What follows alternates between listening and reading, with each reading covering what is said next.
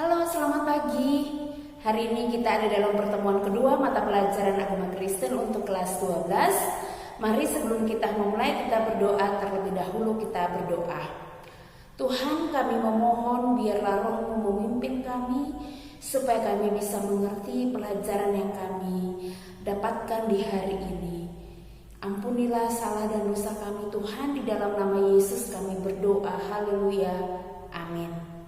Oke, bukunya kalian mungkin belum ambil di sekolah, tapi hari ini kita masih berbicara tentang Allah membentuk keluarga. Kalau minggu lalu kalian sudah menjelaskan pendapat pribadi, apa itu keluarga menurut kalian, hari ini juga kita masih membahas tentang keluarga. Ada dua pokok utama yang kita pelajari hari ini adalah yang pertama, tujuan Allah membentuk keluarga, dan yang kedua adalah kehendak Allah bagi keluarga. Mengapa Allah membentuk keluarga itu? Ada tujuannya. Kenapa Allah harus membentuk keluarga ada di dunia ini? Allah memiliki tujuan yang sangat penting.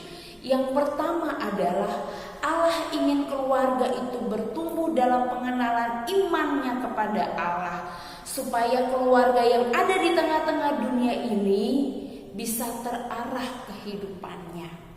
Nah, ketika kita ada di dalam keluarga yang baik, keluarga yang tenang, itu sangat membuat kita merasa bahagia. Tapi bagaimana dengan keluarga yang sering bertengkar, keluarga yang mulai terpisah, keluarga yang mencari kehidupannya masing-masing di antara anggota keluarganya? Apakah itu disebut sebagai keluarga? Apakah itu tujuan Allah membentuk keluarga? Sama sekali tidak. Itu memang namanya keluarga, tapi bukan tujuan Allah membentuk keluarga seperti itu untuk mencari kehidupannya masing-masing. Allah membentuk keluarga dalam satu keutuhan, satu persekutuan yang ada orang tua, ada anak, untuk saling berbagi bersama, saling membangun, saling mengingatkan, dan saling menolong. Ketika Allah membentuk keluarga mulai dari Adam dan Hawa, kemudian Ia memanggil Abraham keluar dari kaum keluarganya, Allah punya tujuan dan maksud tertentu akan membentuk mereka menjadi bangsa yang besar, keluarga yang takut akan Tuhan. Nah, jadi tujuan Allah membentuk keluarga adalah supaya keluarga itu bertumbuh dalam pengenalan iman untuk takut akan Tuhan. Keluarga yang beriman, keluarga yang selalu mengandalkan Tuhan dalam keluarga, karena Tuhanlah sang kepala keluarga itu. Karena Allah lah yang membentuk dan memberkati keluarga itu. Pada saat ikatan pernikahan yang kudus, Allah memberkatinya, otomatis dalam perjalanan keluarganya pun diberkati oleh Allah. Asalkan dalam kehidupan keluarganya, sesama anggota keluarganya takut akan Tuhan.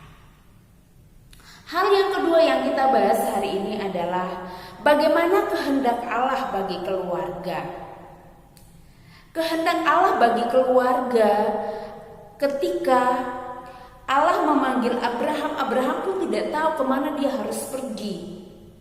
Tapi satu yang diyakini, bahwa ketika Allah yang dia percayai itu memanggil, Ia pun juga akan memperlengkapi, Ia pun akan memberkati seisi keluarga Abraham. Dan dia percaya dengan janji yang Allah berikan kepada dia bahwa akan membentuk bangsa yang besar, keturunannya akan diberkati dengan banyaknya seperti pasir di laut dan bintang di langit. Kehendak Allah bagi keluarga pun dalam keluarga dan keturunannya dari Abraham, Ishak, Yakub membentuk bangsa yang besar, sampai kepada kisah Allah, malaikat Allah datang kepada Yusuf bahwa dia akan menjadi seorang ayah bagi juru selamat, yaitu Yesus Kristus.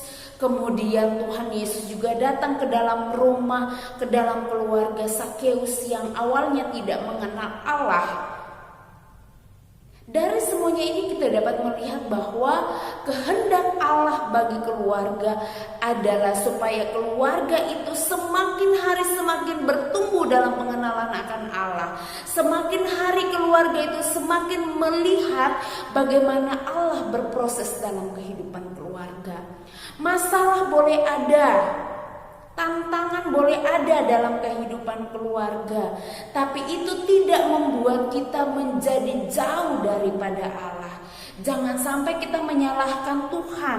Tuhan, saya kenapa sih Tuhan hadirkan saya ada di tengah-tengah keluarga seperti ini? Jangan salahkan Tuhan. Tapi marilah kita menata kembali diri kita.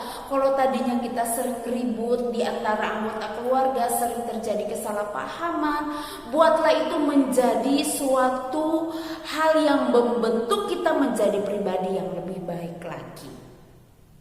Satu hal yang mesti kita ingat bahwa ketika Allah membentuk keluarga, Allah juga ada di dalamnya untuk memberkati kita. Sebagai orang tua, sebagai anak-anak. Anak-anak harus menghormati orang tuanya, dan orang tua pun akan mendidik dan membina anak dengan baik.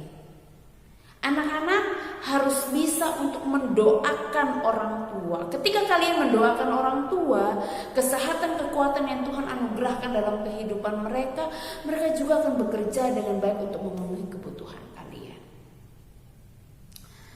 Jadilah lilin di tengah-tengah keluarga kalian untuk saling mendamaikan, saling menolong, saling mendewasakan iman, saling mengingatkan.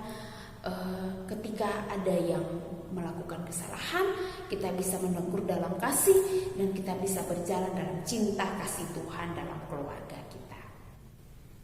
Oke, pertemuan kita yang kedua sampai di sini.